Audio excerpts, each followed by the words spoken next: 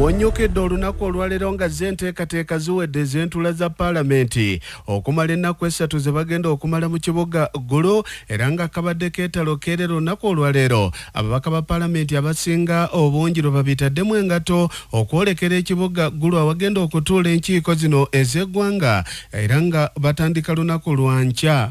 Kakati olunaku olwaleero omukubiriza w'olukiiko olukulu olw'eggwanga ye Nnaalongo Anita Among Magogo asinzidde mu bitundu eby'eggulu eyo mu kusabira eyaliko mukama we Jacob Oulanyah yava mu bulamu obwensi, nga bamujjukira n'agamba nti olutuula luno olw'eggulu baaluteeseteese n'ekigendero eky'okumujjukira n'okusiima emirimu gye yakola eri ekitundu kye gy'ava. Abantu abeeyo ne bamuganyulwamu, ate n'atakomeeyo n'atwalira wamu emirimu okugibunyisa buli wamu, ne Uganda n'etandika omuganyulwamu nga yali musajja ateetiririra, ate omusajja aweereza n'obuvumu ate omumanya ennyo. Kaakati nno ono asinzidde mu kusaba n'ategeeza nti waliwo baawulira abaagala okusimbira entuula zino Ekkoole. Agambye nti abo bakombeko vo bye baliko tebabitegeera, akola by'akola ng'agoberera amateeka. Agambye nti amateeka gamuwa olukusa, asobola n'okuggala oluguudo singa alaba nga mu luguudo awo wagwana okutuula olukiiko lw'eggwanga ne luteesa. Obwo obuyinza abulina, naye yeewuunya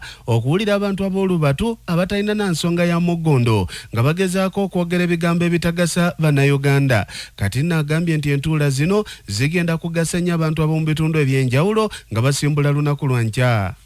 A sitting in Gulu is a normal sitting. Parliament is not a building in Kampala. We can proclaim and sit anywhere in this country, even in the middle of the road. That is what the law says. And bringing Parliament to sit in Gulu is an added advantage to the people of Northern Region. Gulu or Northern Region belongs to Uganda. And because it belongs to Uganda, it must also benefit from what the normal sitting that takes place in Kampala benefits. Supiika Nnaalongo Anita Among Magogo olunaku olwaleero aganzise ekimuli ku ntaana ey'omugenzi Jacob Oulanyah eyafa mu mwaka gwa 2022, era bw'ati akyaddeko ne mu maka aga taata w'omugenzi, era yeeyamye agambye bagenda mu maaso n'okuwanirira amaka ag'omugenzi nga taata bamulabirira, basasula sukulu fees eri abaana bagenda kusoma paka we banaamaliriza okusoma, era tebajja kujula. Bw'ati olunaku olwaleero aguddewo mu butongole ledi yatandikibwawo omugenzi Jacob Oulanyah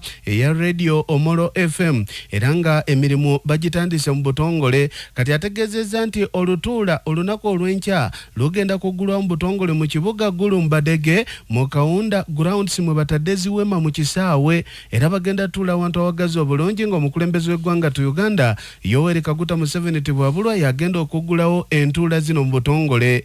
Kakati okusaba okw'olunaku olwaleero kukulembeddwa mu Bishop Reverend Canon John Soni Kankumba, era nga asabidde paalamenti etambuze emirimu obulungi abantu b'eggulu n'ebitundu ebirala gye yolekera babenga bafunamu. She has here into your hands. May you speak to us and may her visit be a blessing not only to the family but to the entire community of Acholi. We are aware that the parliament is sitting in Gulu in northern Uganda, and we pray that it will have impact, that the sitting of the parliament, this region will have impact, that the people will benefit from the sitting of parliament, that all the issues that affect the people of this region will be discussed and they will be taken up. So be with us for the short time we are here. In Jesus' name I pray. Kati nga Nabasa Fama tusobodde okwogerezeganyaamuuko n'ababaka ba paalamenti ababadde abasanyufu nga babagalidde engugu zaabwe balinya bbaasi empya ezinyirira okwolekera ebitundu by'eggulu. Boogedde naffe bingi, bagambye nti akasente akanaabalabirira okulya ebitumbuwa n'ebintu ebirala mu kkubo ako baakafunye, era nga akasente ke bagenda okozesa okufunawo okusula n'ebintu ebiringa ebyo baakafunye. Abamu bagambye nti bbaasi si baakuzirinya kuba baafunye n'amafuta baakuvuga zaabwe, babadde basanyufu nga bagamba tebalina nsonga yonna ebalobera kugenda Gulu kuteeseza bannayuganda, era nga n'abamu batutegeezezza nti n'ebitundu ebirala gye balanze okujja mubalindirire baakutuukayo ab'ebigambo babiveeko. Tumusanyufu nnyo okulaba nti kati paalamenti erabye nti Nalutagenesi yakola kirungi, kati paalamenti tugitwala mu bantu tugende tudiskasige ebintu ebibakwatako. Kati tugenda mu north, you know mu ggwanga lyonna erya Uganda ye region yokka ebonyebonye lw'enda gaffe ab'amakubo twalaba nti amakubo wali amakubo agalina issues, wali amakubo agalina shoulder work, waliwo bridges eziri bubi.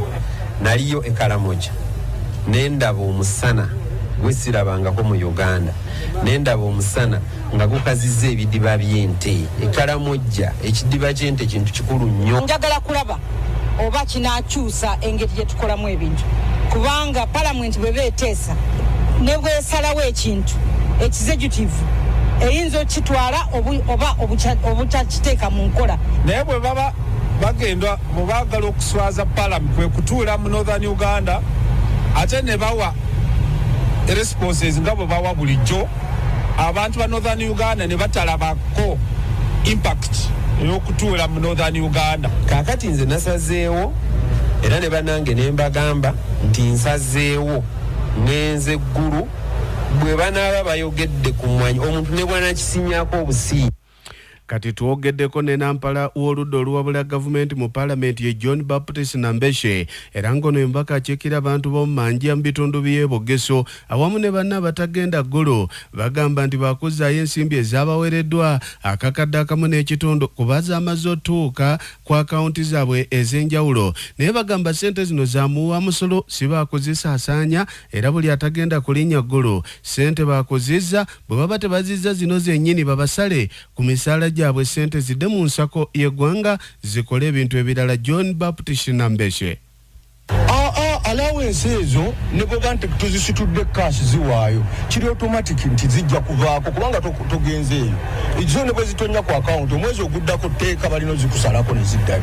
Kati teri kyakuzaayo ku bya accommodation mutakulimba nti sente za accommodation bazituwadde ife abatali kugenda naffe tuzirina awo bwe bulimba bwangu kunala teri agenda okufuna accommodation nga tagenze era teri agenda kufuna entambula nga tagenze. Kaakati ku nsonga y'emu eyo bannakibiina ekiri ku ludda oluwabula gavumenti ki Democratic Party DP bano bavuddeyo ne baaniriza enteekateeka ey'okusembeza Paalamenti y'eggwanga eri omuntu wa wansi abenga agiwulira era agibokaane kye kinaasobozesa okuzza ekitiibwa kya Paalamenti sinakindi ababaka basitule omutindo kwe bateeseza era nga baaniriza enteekateeka ya Paalamenti mu bitundu by'eggwanga eby'enjawulo nti kino kyali kimu ku ebyo ebiruubirirwa bya DP. Kaakati nno nga asinziira ku yafeesi z'ekibiina kino ku Balintuma Road mu kibuga ekikulu ekya Uganda Kampala akola ng'omwogezi wa DP Ismail Keria agambye nti ensimbi ezigenda osaasaanizibwa ku ntuula eno kituufu mpitirivu naye ekyo tekijjawo bulungi bwa ntuula za Paalamenti kubanga bwe batambuliza omulamwa omulambulukufu ku nsonga zennyini ze balina okuteesako eziruma Munnayuganda bangi bajja kufunamu kale nabo bongedde okukiwagira kuba bingi ebisoomooza Bannayuganda nga balina okubinokolayo okuva mu bitundu ebyenjawulo kuba si buli kitundu nti ebikisoomooza bye bisoomooza n'ekitundu ekirala. Kaakati nno Kiria agambye nti ke kaseera bakuŋŋaanye ebirowoozo bya Bannayuganda eby'ebitundu ebyenjawulo yonna Paalamenti gyegenda okuyitira ebitundu ebyo babisoosowaze nnyo. Ono nno ku ludda olulala era agambye nti bw'oba otunuulidde ababaka abali ku ludda oluwabula gavumenti abasimbidde kuulya enteekateeka zino basinzidde ku musimbi omuyitirivu era kyebavuddeyo nakyo naye wabula abakulembeddemu oludda oluwabula gavumenti yakikoze bubi ng'alaga bwannakyemalira obutawuliza banne kuba buli kibiina ekiri ku ludda oluwabula gavumenti kirina obukulembeze mu Paalamenti bw'otabawa mukisa oba naawe totaddeewo njawulo na gavumenti eri mu buyinza. Kati agambye entuula zino nga DP baziwagirira banna DP bolekedde eggulu. Okugaana omubaka ogenda saawa eno mu Paalamenti oba tolina kyokoze kubeera ssente bajja zikozesa. Kati ababaka baddembe ogenda mu regional engagements kubanga kyagenze dda already budget weeri kigenda mu maaso naye tusaba bakirivisinge kubanga tekigenda vaamu nsonga nkulu. Twabagambye wano nti bwe kibanga kituufu baagala kutwala Paalamenti kumpi n'abantu tulina ebintu bye tulina okukola okuyamba nga region ya Mambuka. Twalibadde tusobola okufunayoko public barazas mu Mambuka mwonna. Regional Parliament terina buzibu bwonna naye obuzibu obuliwo ye activities oba engeri gye bali gikolamu. Tuli kulaba nti era tulina okutya nti oluvannyuma olw'okwokya obuwumbi 20 mu nnaku 4 tuyinza obutafuna kyamaanyi kigenda kuviira ddala mu regional Parliament kubanga